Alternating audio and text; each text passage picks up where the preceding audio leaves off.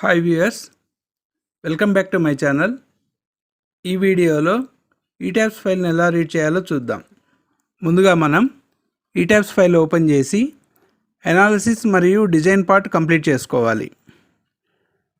Design complete అయిన తర్వాత మనకు కావలసిన కొన్ని టేబుల్స్ను ఎక్స్పోర్ట్ చేయాలి.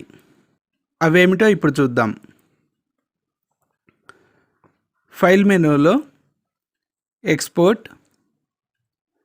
Export database tables to Excel select చేసుకోవాలి.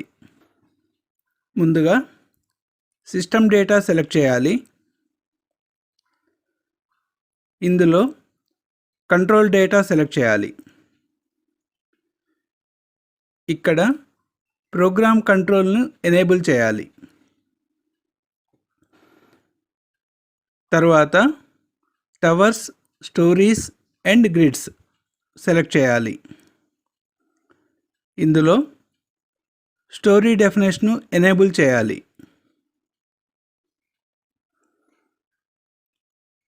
తర్వాత ప్రాపర్టీ డెఫినేషన్స్ సెలెక్ట్ చేయాలి. ఇందులో ఫ్రేమ్ సెక్షన్ ప్రాపర్టీస్ సెలెక్ట్ చేయాలి. ఇందులో frame section property definitions concrete, రెక్టాంగులర్ని ఎనేబుల్ చేయాలి. తర్వాత ఏరియా సెక్షన్ ప్రాపర్టీ సెలెక్ట్ చేయాలి. ఇందులో వాల్ ప్రాపర్టీ డెఫినేషన్స్ స్పెసిఫైడ్ను ఎనేబుల్ చేయాలి. తర్వాత కనెక్టివిటీ డేటా సెలెక్ట్ చేయాలి. ఇందులో జాయింట్ కోఆర్డినేట్స్ సెలెక్ట్ చేయాలి. ఇందులో పాయింట్ ఆబ్జెక్ట్ కనెక్టివిటీని ఎనేబుల్ చేయాలి. తర్వాత ఆబ్జెక్ట్ కనెక్టివిటీ సెలెక్ట్ చేయాలి. ఇందులో beam object connectivity, column object connectivity, floor object connectivity, wall object కనెక్టివిటీను ఎనేబుల్ చేయాలి. వాల్ ఆబ్జెక్ట్ కనెక్టివిటీ అనేది వాల్స్ ఉన్నప్పుడు మాత్రమే డిస్ప్లే అవుతుంది. తరువాత జాయింట్ అసైన్మెంట్స్ సెలెక్ట్ చేయాలి. ఇందులో జాయింట్ ఐటమ్ అసైన్మెంట్స్ సెలెక్ట్ చేయాలి. ఇందులో జాయింట్ అసైన్మెంట్స్ సమ్మరీ, అలాగే జాయింట్ అసైన్మెంట్స్ రీస్ట్రెయింట్స్ ఎనేబుల్ చేయాలి.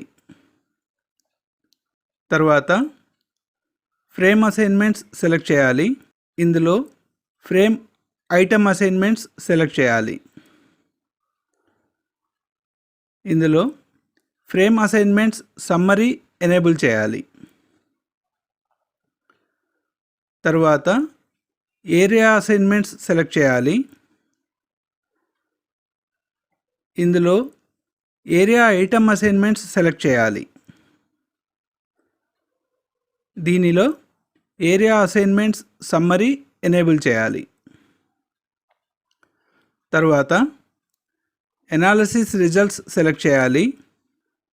ఇందులో ఎలిమెంట్ అవుట్పుట్ సెలెక్ట్ చేయాలి. ఇందులో ఆబ్జెక్ట్ అండ్ ఎలిమెంట్స్ సెలెక్ట్ చేయాలి.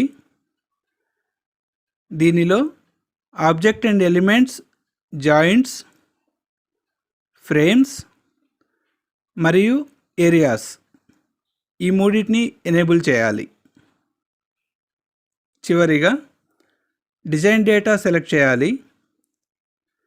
ఇందులో concrete frame design output select చేయాలి. ఇందులో concrete frame summary data select చేయాలి. దీనిలో కాంక్రీట్ బీమ్ డిజైన్ సమ్మరీ మరియు కాలమ్ డిజైన్ సమ్మరీ ఎనేబుల్ చేయాలి. ఈ విధంగా ఇప్పుడు చెప్పిన టేబుల్స్ అన్నీ మిస్ అవ్వకుండా సెలెక్ట్ అయ్యేలా కొంచెం కాన్సన్ట్రేట్గా సెలెక్ట్ చేయాలి. ఇందులో ఏ ఒక్క టేబుల్ మిస్ అయినా కానీ రీడింగ్ డేటా అనే టాస్క్ ఇన్కంప్లీట్ అవుతుంది. కావున కొంచెం జాగ్రత్తగా సెలెక్ట్ చేసుకోవాలి. తరువాత ఓకే సెలెక్ట్ చేస్తున్నాను. ఇక్కడ ఫైల్ నేమ్ ఇస్తున్నాను. ఇప్పుడు మనం సెలెక్ట్ చేసిన టేబుల్స్ అన్నీ ఎక్సెల్ ఫైల్గా సేవ్ అవుతుంది.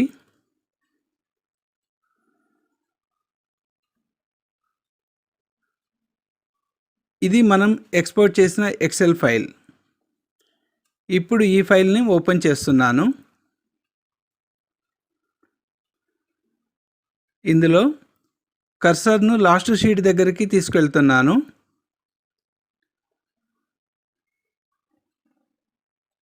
ఇక్కడ న్యూ షీట్ సెలెక్ట్ చేసుకోవాలి. ఇప్పుడు షీట్ 1 ఇన్సర్ట్ అవుతుంది. ఇలా ఎందుకు చేయాలంటే కొన్ని వర్షన్స్లో షీట్ 1 అనేది ఆటోమేటిక్గా క్రియేట్ అవుతూ ఉంది. కొన్ని వర్షన్స్లో షీట్ 1 అనేది క్రియేట్ అవ్వడం లేదు. ఒకవేళ షీట్ 1 క్రియేట్ అయితే అప్పుడు మనం ఇన్సర్ట్ షీట్ చేయనవసరం లేదు. ఇప్పుడు ఈ ఫైల్ను సేవ్ యాజ్ చేయాలి. File, save as, browse.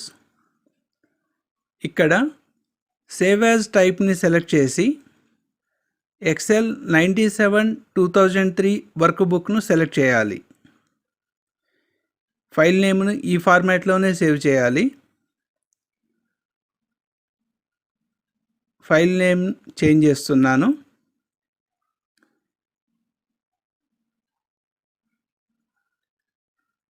ఇప్పుడు ఈ ట్యాబ్స్ ఫైల్ ఎలా రీడ్ చేయాలో చూద్దాం.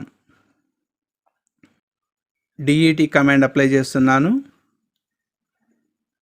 రీడ్ డేటా ఫ్రమ్ ఈ ట్యాబ్స్ సెలెక్ట్ చేస్తున్నాను. ఇప్పుడు మనం ఫైనల్గా సేవ్ చేసిన ఎక్సెల్ ఫైల్ని సెలెక్ట్ చేస్తున్నాను. మన ఎక్సెల్ ఫైల్లో ఉన్న డేటా అంతా రీడ్ చేసి డీటెయిలింగ్ ఫైల్ క్రియేట్ అవుతుంది. ANL ఫైల్ రీడింగ్ అంటే డైరెక్ట్గా ANL ఫైల్ తీసుకుంటాము. ఈ ట్యాబ్స్ ఫైల్లో మాత్రం టేబుల్స్ ఎక్స్పోర్ట్ చేసి ఎక్సెల్ ఫైల్ని సేవ్ చేసి ఫార్మాట్ మార్చి ఆ సేవ్ చేసిన ఫైల్ని సెలెక్ట్ చేసుకోవాలి. డీటెయిలింగ్ ఫైల్ క్రియేట్ అయిన తర్వాత మిగతా ప్రొసీజర్ అంతా సేమ్. ఈ డీటెయిలింగ్ ఫైల్ నుంచి foundation plan, beam layout plan, beam longitudinal sections, slab details అన్నీ ఎగ్జిక్యూట్ చేసుకోవచ్చు. ఈ వీడియో కనుక మీకు నచ్చినట్లయితే లైక్ చేయండి, షేర్ చేయండి, సబ్స్క్రైబ్ చేసుకోండి. Thank you.